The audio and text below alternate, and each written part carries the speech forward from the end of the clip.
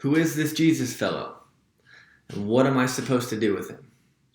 This is a question people have been asking for thousands of years now. And this is the question some early religious leaders were trying to determine too. They knew Jesus was a teacher, but was he more than that? Or was he somehow less than that? Was he a crazy guy who had lost his marbles? Check out their conversation in John chapter 8, starting in verse 53. Are you greater than our father Abraham? He died, and so did the prophets. Who do you think you are? Jesus replied, if I glorify myself, my glory means nothing. My Father, whom you claim is your God, is the one who glorifies me. Though you do not know him, I know him. If I said I did not, I would be a liar like you. But I do know him and obey his word. Your father Abraham rejoiced at the thought of seeing my day. He saw it, and he was glad. You are not yet 50 years old, they said to him, and you have seen Abraham? Very truly I tell you, Jesus answered, before Abraham was born, I am. At this they picked up stones to stone him, but he hid himself, slipping away from the temple grounds. Right, I love the directness of their question to Jesus in verse 53. Jesus, who do you think you are? Right, they go right at him. And after some dialogue back and forth in response to their question, Jesus makes a statement, before Abraham was born, I am. And as one scholar put it, Jesus either had really bad grammar or he was making a very bold claim. Because the phrase I am, it was one of the most sacred and revered words a Jew could utter. Its history goes all the way back to the encounter between Moses and God at the burning bush, where Moses asked God directly, what is your name? Check it out. It's Exodus chapter 3, verse 13 and 14. Moses says to God, suppose I go to the Israelites and say to them, the God of your fathers has sent me to you, and they ask me, what is his name? Then what shall I tell them? God said to Moses, I am who I am. This is what you are to say to the Israelites. I am has sent me to you. Right? And so this phrase, I am, came to take on the sacred form of the very name of God himself. So sacred to the Jews that to this day, they actually will not write it out, and it's like completely. They won't write it out. This is why the following verse that we read earlier, the Jews, they immediately picked up stones to kill Jesus, right? Because they knew exactly what he had just claimed. And because they knew the penalty in the Jewish law for blaspheming, for claiming to be God, it was death. And so in his response to, who are you, Jesus? Jesus' response with I am, it now forces us to draw some dramatic conclusions, right? Either Jesus is a liar, he's a lunatic, or he really is Lord, right? Option one is that Jesus directly lied by claiming to be God when he knew in fact that he really wasn't.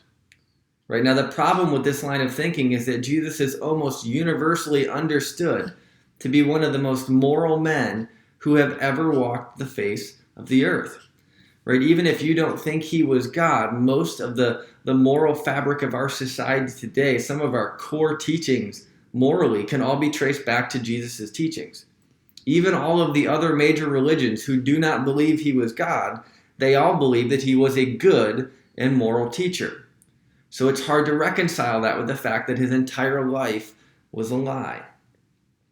Our second option is that he was a lunatic, right? That maybe Jesus maybe he had a mental breakdown and he really thought he was God. So in his mind, he wasn't lying. He thought he was God when he really actually wasn't.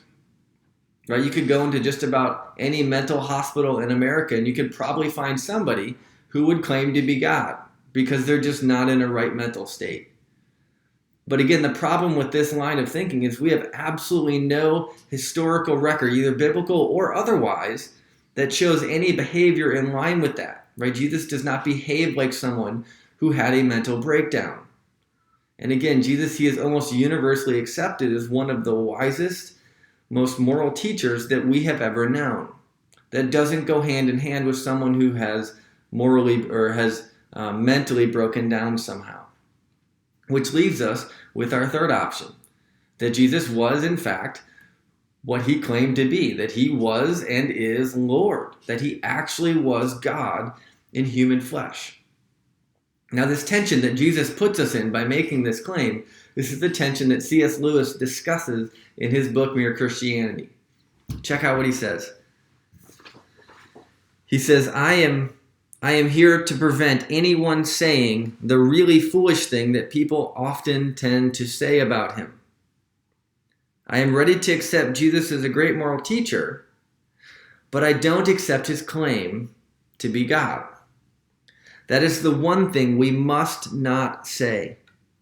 A man who was merely a man and said the sort of things Jesus said would not be a good moral teacher. He would either be a lunatic on the level with a man who says he is a poached egg, or else he would be the devil of hell. You must make your choice. Either this man was and is the Son of God, or else a madman, or something worse. You can shut him up for a fool, you can spit at him and kill him as a demon, or you can fall at his feet and call him Lord and God. But let us not come with any patronizing nonsense about his being simply a great human teacher. He has not left that door open for us, and he did not intend to.